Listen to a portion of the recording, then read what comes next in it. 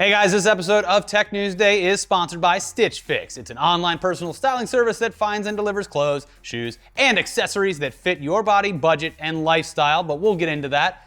First, the news. Yeah, so earlier this year, that whole Facebook Cambridge Analytica thing, it woke a lot of people up to the fact that if an online service is free, your personal data is the product. And the fact that Facebook is entirely built around the natural human urge to communicate and share information about ourselves makes it a treasure trove of useful and lucrative data to be sold. But hey, maybe you never got suckered into joining Facebook. Maybe you finally deleted Facebook. But guess what? As long as you're spending all day with your phone on you, you are still being tracked. It's time to take it a step further. Get a dumb phone. Don't just delete Facebook. Yeah, you are still the product. And if you don't believe me, just head over to, go open your browser, maps.google.com/timeline.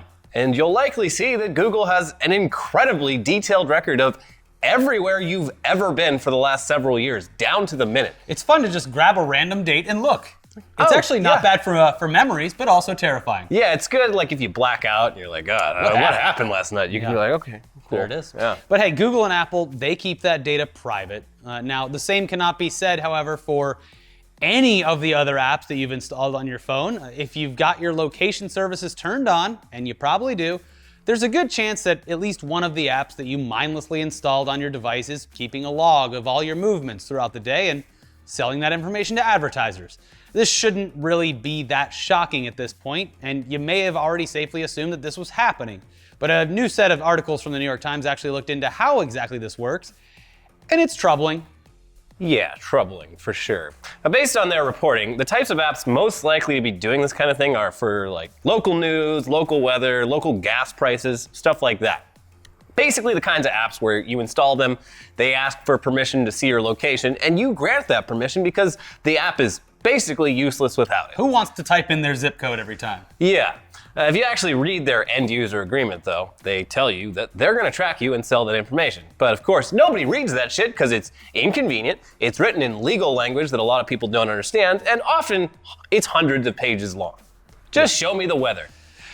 Yeah. And hey, even if you're aware of the fact that your location is being tracked, it's still a complete mystery to most people. What's actually happening to that information? Well, turns out there's several dozen companies who purchase your location history from these apps and use it to send you targeted ads in those same apps. They see where in the country you live, and that tells them, for instance, whether to give you ads for Carl's Jr. or for Hardee's, or Checkers or Rallies. Yeah, but or Publix or Kroger. Like it's fun to talk about that. But since the location data is much more detailed than that, they can see stuff like what sorts of businesses that you frequent. They can figure out your religious affiliation. Obviously, if you're going to church, don't go to church. They can figure out if you work out or hike or go to the movies a lot. And they can figure out what your food preferences are based on the kinds of restaurants you eat at. You can actually learn a lot about a person based on where they go throughout their day. It's why private investigators exist. Yeah, fortunately, these companies all say they promise that they're not interested in anyone's identities. They're just trying to do advertising more efficiently. And look, that makes sense on the surface. The problem is this data, which is being stored on countless numbers of servers owned by an unknown number of companies, and is pretty much completely unregulated, it might not be all that secure. In fact, given the constant stream of major data breaches we've gotten over the past few years, it's safer to assume that your anonymized location data collected by an advertising company has either already been leaked or will be at some point in the near future. And just as it's pretty damn easy to figure out details of a person's life based on where they spend their time, it's also easy to just straight up figure out someone's identity based on this same information. It might just show up as a dot on a map, but the location of that dot in the middle of the day or in the middle of the night, it's a pretty damn easy way to figure out the home address of a person and where they work. From there, it's not difficult at all to narrow down the identity of someone, or the reverse of that is, for example, some creepy weirdo at one of these ad companies figuring out which anonymous dot spends its nights at the address of someone they're trying to stalk. Boom, now they can follow that person around all day long without their knowledge or consent. Now the good thing is, housing, big problem these days. So you move into one of those mega apartment complexes. Could be anyone. It could be one of 100 people. Yeah. I'm doing my part. Don't live in a one-story house. That's how they get you. Yeah, that's the real. That's why millennials are killing the housing industry. Also troubling is the fact that in addition to seeing where you live and work and what kind of businesses you frequent, your location data can also reveal whether you're spending a lot of time at the doctor, or at Alcoholics Anonymous, or at a gay bar, or anywhere else that you may not want anyone else to really know that you are. Good thing though, there's usually, ironically enough, a bar right next to Alcoholics Anonymous. So it's up to them to figure out which one you're going to. He's either a drunk or a recovering drunk. Either way, we're gonna get him. Yeah. Now, the idea that you could pretty easily match the anonymous data to a real person, it's not hypothetical either. The New York Times did exactly that. And they reached out to a bunch of these people, and they did it with a relatively limited set of data that they received that only covered a few days worth of tracking. These people were, unsurprisingly, a bit horrified when this information was brought to their attention. Yeah, so the New York Times was also able to very easily observe the locations of people that likely work at a nearby nuclear power plant. And they were also able to observe anonymous dots whose movements matched up with the daily schedule of the mayor of New York. They were also easily able to find out which dots represented young children based on them spending normal school hours within a school. This kind of information would be very valuable and very, very dangerous in the wrong hands. And there's currently very little to stop any of these ad companies buying this data to sell it to people that would use it for nefarious purposes. In all likelihood, it's probably already happening. There's probably location marketing firms that are entirely a front for this kind of shit. Yeah. You take it a step further. Imagine the espionage implications of this. Yeah. No intelligence agency has ever started a fake country in another, or a fake company in another country in order to spy. Like, all fucking Russia has to do is start an ad agent, a mobile ad agency in the US, and use that data the way we literally just described it, and you got a potentially big problem on your hands. Weaponized location data. Yeah. I miss when tech was fun. Yeah. So you might be wondering, what can I do about this? Well, the simplest course of action is just never have your location services turned on. For most people, though, that means turning it back on again anytime you need to use maps, and then remembering to turn it back off again afterwards. Ugh.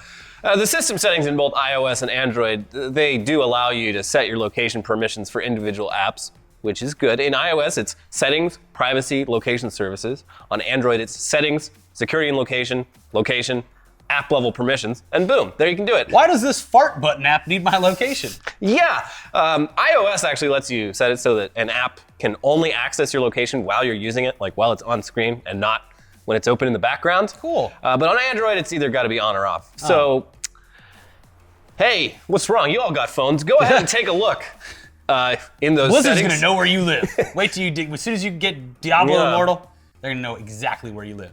Yeah, but please go have a look at your location settings, and you're probably going to notice that there's a ton of apps on your phone that have absolutely no reason whatsoever to know your location that are actively tracking it right now.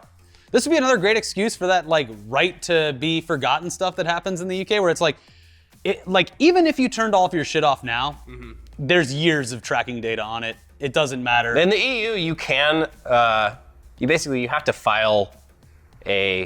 file something, and then they'll delete it. Yeah. But it's the thing, it's like once the data's gathered, nothing digital ever gets deleted. Yeah. Like this shit's getting passed around everywhere, it's getting leaked. The one thing that has needed to happen because of the fine print on all of these apps and stuff like that for years now is there needs to be a simplified version of the legalese that summarizes it, but is still legally binding for the average person. Yeah.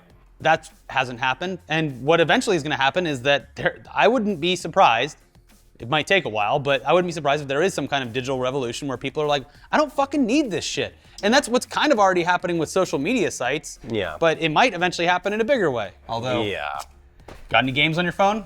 If you don't, you're bored in the backseat of an Uber that's also tracking you. Yeah, carry a book with you. Still, the Uber's going to get you. Well, I see you're reading back there. What kind of book is that? Anyways, in less dystopian news, Elon Musk doesn't plan on shutting up anytime soon, which isn't really news. Probably could have guessed that. As we near the end of a truly ridiculous year for Elon Musk, he has granted yet another big, long, on-camera interview this time to 60 Minutes, and it aired on Sunday night. And I guess we should start with the fun part. When asked about his now infamous appearance on the Joe Rogan podcast back in September, where he was forever immortalized as a meme while smoking just a little bit of weed. And not even smoking it properly. Well, here's what Musk said. I do not smoke pot. As anyone who watched that podcast could tell, I have no idea how to smoke pot or anything. I don't know how to smoke anything, honestly. And you know what? We believe him 100%. Yeah. Honestly, that's really what made the whole Elon smoking weed moment so funny. It's the way he took a puff on that spliff was identical to how a 12-year-old would have done it in the exact same situation. My only counterpoint is, a lot of people don't consider cigar smoking as being a smoker. And he did kind of hit it like a cigar where you just enjoy the smoke of it and don't breathe it in. If he had smoked it like a 12-year-old, he would have gone and been choking and coughing because the first time people actually smoke something. So I think he's smoking stogies. Yeah, he's probably had a few cigars. Imagine him burning through like 2 ounces of weed a week because he's not inhaling it. He's just blowing thick clouds like a normal cigar. I just can't seem to be getting high. It's not working for me. I must be smarter than the weed. Now, the real highlight of the interview, though, it was when Elon Musk was asked about his big SEC settlement over his funding secured tweets. Not only did Elon get fined $20 million and lose his job as chairman of Tesla, his settlement also required that starting in 2019, he has to have his tweets approved by the rest of the Tesla board if they have any possibility of affecting Tesla's stock price. If that sounds like something Elon Musk would absolutely not be happy about, that's because that's what's happening. When asked about this, Elon Musk, he became visibly annoyed, saying that forcing him to get his tweets approved is a violation of his First Amendment rights to freedom of speech. Then the interviewer asks him, but how do they know if it's going to move the market if they're not reading all of them before you send them? To which Elon replies, well, then I guess we might make some mistakes. Who knows? At this point, the interviewer, she's straight up laughing and asked him if he's serious, to which Elon replies, "Nobody's perfect." No, he said nobody's perfect. He didn't screw it up. But the problem with his thing... I mean, like First Amendment, right? That's freedom of speech. That's the problem. If you want to be the face of a company, all of your tweets are going to affect the stock price, no matter if you're talking about the company or not. Yeah. Also, like, the whole freedom of speech argument is so bizarre, and clearly he knows it's a stupid argument, because he's a businessman who's been doing, like... Well, actually, maybe he doesn't, because he did do the whole funding secured thing. I don't know. And didn't see anything wrong with it. I think the whole thing is a way more blurry simply because it's like Steve Jobs tweeting, no matter what he tweeted, even if he was like, eating a kale salad to cure my cancer. Right. It would be a stock hit for Apple no matter what. It's going to affect it. And that's why Steve Jobs never got Twitter. Because he was eating kale instead of taking chemotherapy. Yeah. Anyway, at this point in the interview, Elon Musk is visibly pretty fucking agitated by even talking about this subject. He's shuffling in his seat and changing the subject. He says, I want to be clear, I do not respect the SEC. I do not respect them. I mean, it's kind of hard to convey how bizarre the whole exchange is without you just seeing and hearing it yourself firsthand. But if you compare how Elon Musk is acting here to any interview with him before 2018, the difference is staggering. It's weird. He also just looks tired as hell, which he should. You gotta sleep, Elon. Yeah. His eyes are glassy. He looks exhausted. Some people are like, he's crying, but I'm like, I don't know. He always kind of looks like he's crying nowadays. Yeah, he did that. Well, it was not recorded. I don't think there was a video of it, but he did that interview with the New York Times like a couple months ago. Yeah, and they said he was the worst crying. is yet to come, and he was emotional, and it's like. But then they said he was fighting back tears, and that was the biggest thing he took issue with in the New York Times thing. He's, I was not crying. It's okay to cry. Not for Elon. Anyway, yeah. So. Yeah, I mean, the biggest thing is that he's throwing insults at a federal agency that already has him on their shit list firmly. So, I don't know. Probably one of those things you just should leave alone, but you do you, buddy. Anyway, also elsewhere in the interview, he is shown demonstrating just how great Tesla Autopilot is by just taking his hands completely off the wheel. Despite Tesla themselves previously blaming autopilot crashes on the fact that drivers didn't keep their hands on the wheel. Every time autopilot crashes, they're like, oh, the driver was probably, he had his hands off the wheel. You got to keep your hands on the wheel. And Elon Musk here, taking his hands. Is this going to affect the stock price? So anyway, yeah, looking like, not 2019, Elon Musk is kind of just going to be an extension of 2018 Elon Musk, which is, hey, great news for this show. We just recorded. Appreciate you. We just recorded a hour-long podcast with Dan Casey about Elon Musk's wild ride in 2018. It's going to be worth the watch. We go back through everything and try to dissect it. But also, I pretty much ended it being like, he's been good for a little while, and maybe that'll continue. And it's increasingly looking like that won't happen. Yeah. So, anyways, it's time for an ad break. As long as your location is in front of this video. Yeah. This week's show, it's sponsored by Stitch Fix. They are an online personal styling service that finds and delivers clothes, shoes, and accessories to fit your body, your budget, and your lifestyle. Go to stitchfix.com/Newsday, all one word, and tell them your sizes. You're going to tell them what styles you like and how much you want to spend on each item. It's a fun little process where you get to pick if you like or don't like something. You'll then be paired with your very own personal stylist who will handpick items and send them right to your door. You try them on, you pay for the ones that you want to keep, the ones that you love, and you just return the rest. Shipping and exchanges and returns, they're always free. Yeah, there's no subscription required. You can sign up to receive scheduled shipments or just get your fix whenever you want. Stitch Fix's styling fee is only $20 and it's applied towards anything you keep from your shipment. Get started now at stitchfix.com/Newsday and you'll get an extra 25% off when you keep all the items in your box. That's stitchfix.com/Newsday to get started today. stitchfix.com/Newsday. I'm currently wearing a Stitch Fix shirt, Stitch Fix pants, Stitch Fix shoes, and Stitch Fix socks. I got my second shipment. I set it for every 3 months, and I'm keeping everything in the box. Oh. The first one I kept half of them. I sent my feedback, and the second time I'm like, wow. Yeah, they listened. I mostly kept like the dress shirts because I'm really bad at buying those for myself, but I can't wear them on here because everyone makes fun of me every time. You going to church? Stop it. Just trying to look nice, all right? You start dressing like an adult and stop wearing Larry David on my shirt pocket. What am I doing?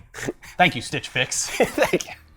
Anyway, speaking of clothing, here's some pretty goddamn ridiculous news from the world of tech. Finally, a fun tech Here's story. a fun one. Let's gather around. Let's all have a good time with this tech story. We can Yeah. all laugh.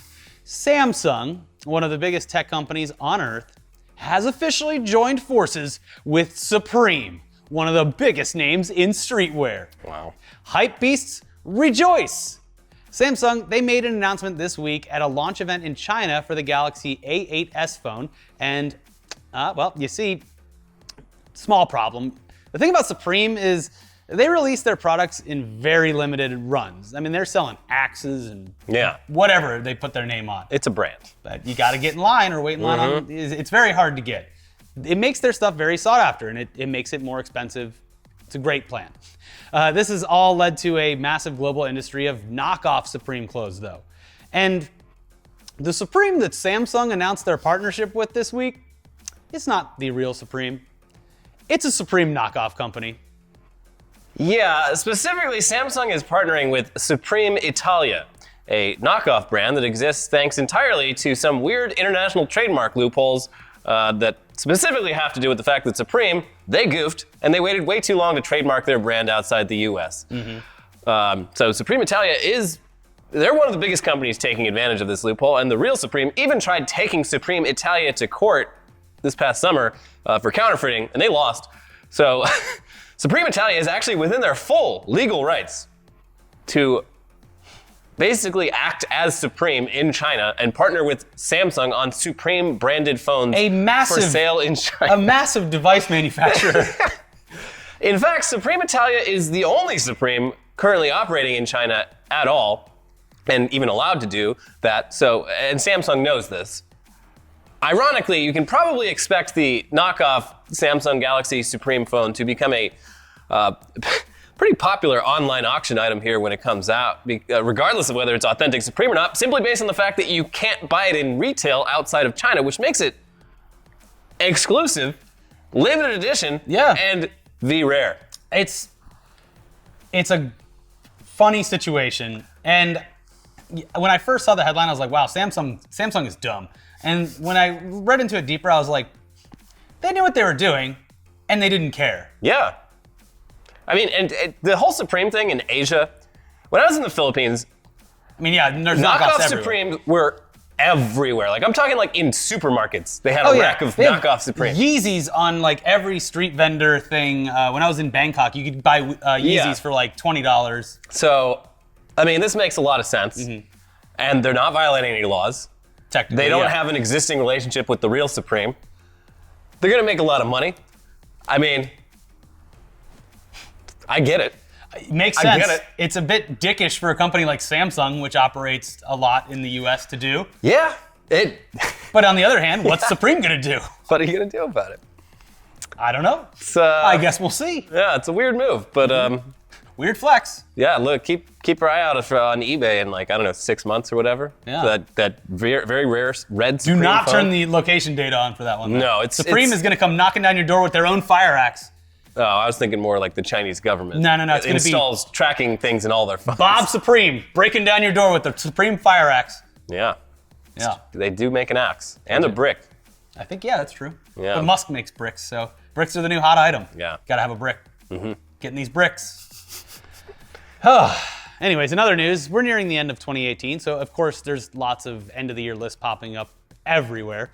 Pornhub, no exception. Pornhub routinely publishes pretty detailed reports based on its analytics, and here they've really outdone themselves with lists of the most searched porn stars and lists breaking down how many people from various countries used Pornhub and for how long on average, giving you an idea of who has the most stamina in the world. Yeah.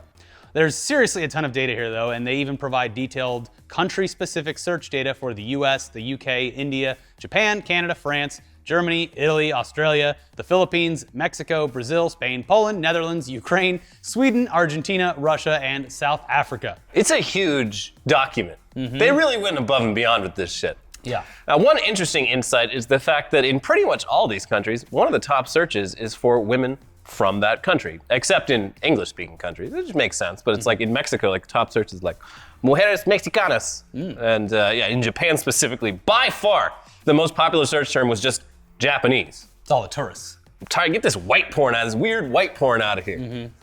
I don't want to see the genitals. I want them to be pixelated. Can someone repixelate these? There's also traffic data for major sporting events and holidays, and guess what? Turns out not a lot of people jacking it during the Super Bowl or on New Year's Eve. Unsurprisingly, in the category of video game character searches, Bowsette took the gold in 2018 by a massive margin, even though it's not a real character. Yeah. As did Harley Quinn in movie and TV characters. And big surprise, the real winner of 2018, Stormy Daniels, got the top spot in celebrity searches and was the most searched porn star by both men and women, though we're sure that many of those searches were just for research. Hopefully Pornhub gives her some money because she has to pay Donald Trump's lawyers like $300,000 now. I think she'll be fine. No. Anyways, other insights. PlayStation users use their console to access Pornhub more than any other console. So when your friend hands you a controller, He's been jacking it. just wipe it off. Yeah, use a Just burn it off. sanitary wipe on that baby. Worldwide, people mostly use their phones to access Pornhub. The top search for users 18 to 24 was hentai. That's actually shocking to me. Maybe it's for the memes. is destroying a generation. For users 25 to 34, it was Japanese. For everyone 35 and older, it was MILF, which is strange, because I guess you're just looking for people of your age. Yeah, it's more realistic. It's easier to fantasize. Or younger because but not too young. Like it's not like, oh, teens because like 18, 19 or whatever. Yeah. But like moms, there's plenty of moms that are Yeah. 21, 22. They're all ages. And those are moms that they want to fuck. Yeah, There you go. they'd like to fuck. Be surprised to sit next to you, 35 and over, we got to get it trending. GILF. Got to get the GILF trending, guys. This makes sense. Users 55 and over, yeah, it was GILF basically. Hot granny was one of the top search terms. Is there no fantasy left? Like the kids are into the fantasy shit. Older people are like, But if you're like 60 and you're looking at like pictures of some girl that's 20, like it's gotta be. it's little hard bit to weird. fantasize about it. You're like, she would never fuck me. But if you look up hot granny, like, hey, we might meet down at the bridge hall like a bunch of and hit it up. 18 to 24-year-old dudes that think they're gonna have sex with anime characters. Yeah, because anime is destroying a generation. Anyways, also interesting, nearly 1/3 of Pornhub users are female. The most searched term for 2018 worldwide was lesbian. Users in the Philippines had the longest average visit at 13 minutes and 50 seconds, while Russians ranked last on their list at just 7 minutes and 48 seconds. Getting that vodka dick. I don't know, I think Russians just know what they want. They're not browsing. They know exactly what they want. Can I get a porn that was shot on dash cam while someone else gets hit by a bus in the background? They're just very efficient, yeah. Yeah. And I'm sure that exists. At the U.S. state level, Mississippi residents, they lasted the longest, which I think is surprising. Kansas, they lasted the shortest. Sorry, Kansas. Yeah. So that's all fun. There's just a treasure trove of data in there. It's really worth a look. I'm still astonished that they did not release any analytics on NoFap November, or No Nut November. Yeah, I don't think they addressed it in there. I think maybe it's because if they're... They don't want to promote No Nut November because it's bad for business. Yeah, exactly. Like the views are down, but I want to see. I don't care about that. I want to see December 1st starting at midnight. Yeah. On every time zone. But I guess they're going to hold that one close to their chest. Their big, voluptuous chests. Yeah. Anyways, that's it for this week's episode. Stitchfix.com/Newsday if you want to get dressed. Support the show and make yourself look a lot better. Watch our 2 most recent episodes. We had one about John McAfee. Who is your next president. Yeah, our next president. And another one about Kevin Hart. Who's not your next Oscar host. Nope. It's gritty now. It is gritty. Someone suggested Nathan Fielder, and I was like, this is the best fucking idea I've ever heard in my life. Perfect. Do it. Yeah. Do it, you cowards. See you next time. Bye-bye.